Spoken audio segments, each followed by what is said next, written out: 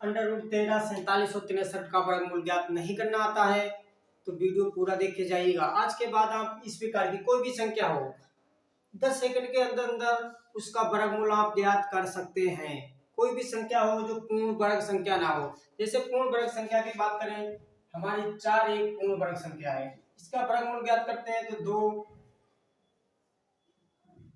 3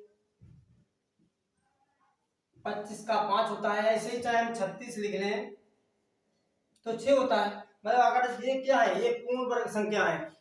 इन संख्याओं का वर्गमूल ज्ञात करने के लिए आपको पूर्ण वर्ग संख्याओं के वर्गमूल ज्ञात होने चाहिए। जैसे अंडर रूट 4 की बात करते हैं तो इसका जो वर्गमूल होगा वो 2 हो जाएगा, 9 का 3 हो जाएगा, 25 का 5 हो जाएगा और 36 का 6 होगा। जैसे 49 का हमारा 7 हो जाएगा, 64 का हमारा 8 वर्गमूल हो जाएगा। तो ये संख्याएं आपको पता होनी चाहिए। अब हम बात करते हैं जैसे √13 हो, √5 हो, √3 हो, इन संख्याओं का वर्गमूल कैसे ज्ञात करेंगे।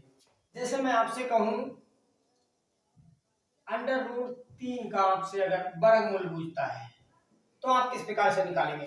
तो आपको एक बात ध्यान रखना है, देखो मैंने आपको क्या बताया था, पूर्ण वर्ग संख्या आपको पता होनी चाहिए। 3 के आगे या पीछे आप एक ऐसी संख्या देखेंगे जो पूर्ण वर्ग संख्या होनी चाहिए। जैसे 3 के आगे एक 4 संख्या होती है, √4, 4 का वर्गमूल ज्ञात करते हैं तो हमको 2 प्राप्त हो जाएगा। मतलब हमको पूर्ण वर्ग संख्या देखनी है। अब 3 के आगे √4 एक पूर्ण वर्ग संख्या है तो हम √4 लिखेंगे। इसमें हमने कितना जोड़ा है, एक जोड़ा होगा तो वो एक हम घटा देंगे।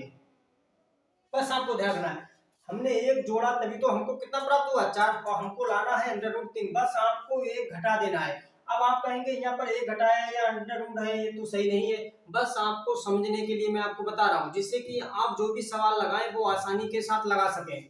अगर आप जोड़ेंगे तो वही संख्या आप घटा देंगे। यहाँ पर सिर्फ हमने एक जोड़ा है, अगर यहाँ पर 2 जोड़े होते तो हम 2 घटा देते हैं। यहाँ पर एक जोड़ा है तो हमने एक घटा दिया है। अब हम इसका वर्गमूल ज्ञात करेंगे तो 2 हो जाएगा, यहाँ 1 हो जाएगा। अब आपको क्या करना है, जो एक है, जो भी इसका वर्गमूल है, 4 का वर्गमूल 2 है तो इसका 2 गुना हम नीचे लिखेंगे। एक के नीचे जो हमने संख्या घटाई है उसके नीचे लिखेंगे 2 दूनी 4। अब इनकी हम गुणा करेंगे, 4 दूनी 8 हो 1, तो 4 दूनी 8, 8 में से 1 गया तो 7 बचे बटे में 4। इससे इसे भाग देंगे तो हमको √3 का वर्गमूल प्राप्त हो जाएगा। तो 4 एकम 4, पॉइंट लगाया 3 बजे 4 सत्तू 28।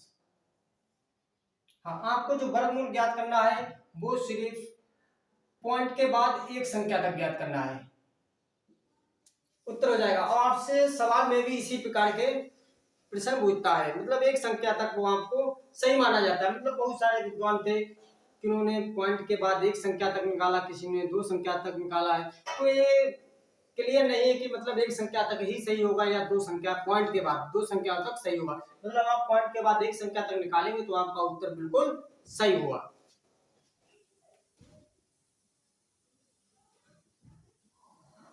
अगर आपसे √5 का वर्गमूल ज्ञात करवाता है तो आप क्या करेंगे, मैंने आपको बताया था जो संख्या हो उसके पीछे देखेंगे पूर्ण वर्ग संख्या या उसके आगे देखेंगे। तो हम 5 है, 5 के पीछे एक 4 पूर्ण वर्ग संख्या है, यहाँ चाहे आप पहले वाली पूर्ण वर्ग संख्या लें या उसके बाद वाली पूर्ण वर्ग संख्या लें, आपका उत्तर सही आएगा।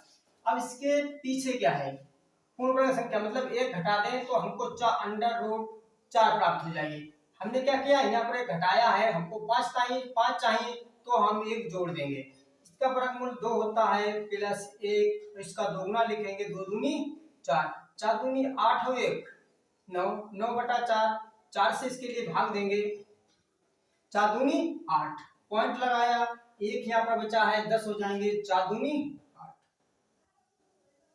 जो आपका √5 का वर्गमूल है वो 2.2 हो जाएगा। अब चाहे कोई भी संख्या हो, हम थोड़ी और बड़ी संख्या देखते हैं। √13 का ही मान निकालते हैं। अगर आपसे √13 का मान पूछेगा, इस बार 16 ले या 9 ले, मतलब 16 लेते हैं, ठीक है। तो 16 हम संख्या लेते हैं। अब हमने इसमें कितना जोड़ा है, 3 जोड़ा है, तो हमको 3 घटा देना है। बस इसका वर्गमूल निकालेंगे तो 4 प्राप्त हो जाएगा, यह 3, और इसका 2 गुना करेंगे, 4 दूनी 8, 8 चौक 32, 32 में से अगर हम 3 घटाते हैं तो 29 प्राप्त हो जाएगा। 29 को 8 से हम देंगे भाग, हमको √13 का वर्गमूल प्राप्त हो जाएगा। 8 तियां 24, 5 बचा है, पॉइंट लगाया, 8 छंग 48, जो √13 का मान होगा वो 3.6 हो जाएगा। ऐसे ही हम 47 का ज्ञात करेंगे। ऐसे ही हम √47 का ज्ञात करेंगे। तो 47 के आगे कौन कौन बड़ी संख्या है? 49 है। तो हम सबसे पहले 49 लिखेंगे। अब 49 लिखेंगे तो हम इसमें क्या करेंगे? 2 जोड़ेंगे। 2 जोड़ेंगे तो हम 2 क्या करेंगे? घटा देंगे, क्योंकि हमको 47 ही लाना है। अब इसका 7 होता है तो 2 और 7 दूनी 14, क्योंकि इसका गुना लिखेंगे। 2 एकम 2 और 2 सत्तो 14, 7 सत्तो 49, घटाएंगे तो हमारा 48/7 प्राप्त हो जाएगा। अब इससे हम इसको भाग देंगे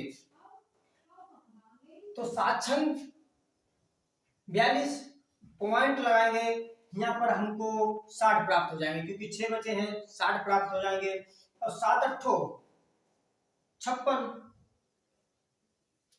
जो 47 है इसका जो मान हो जाएगा वो 6.8। मैंने आपको बताया था पॉइंट के बाद आप एक ही संख्या तक निकालेंगे, आपका उत्तर सही होगा। 63 है तो हम क्या करेंगे? इसके आगे देखेंगे या पीछे देखेंगे? आगे देखते हैं तो 64 एक संख्या हमको मिलती है। अगर मैं 64 लिखता हूं, मैं इसमें कितना जोड़ूंगा? 1 जोड़ूंगा, तो मैं इसमें से 1 घटा दूंगा। 8 - 1, 8 दूनी 16।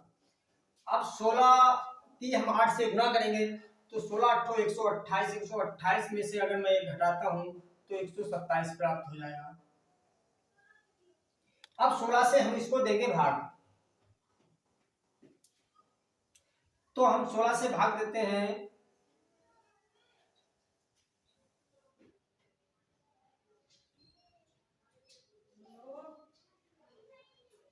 16 सत्तो 112 होते हैं। 16 सत्तो 112, पॉइंट लगाया, यहाँ बचे हैं 15, यहाँ हो जाएंगे 50, तो 16 नीवा 144, जो आपका उत्तर हो जाएगा वो हो जाएगा 7.9। 63 का अब 35 है, 35 का वर्गमूल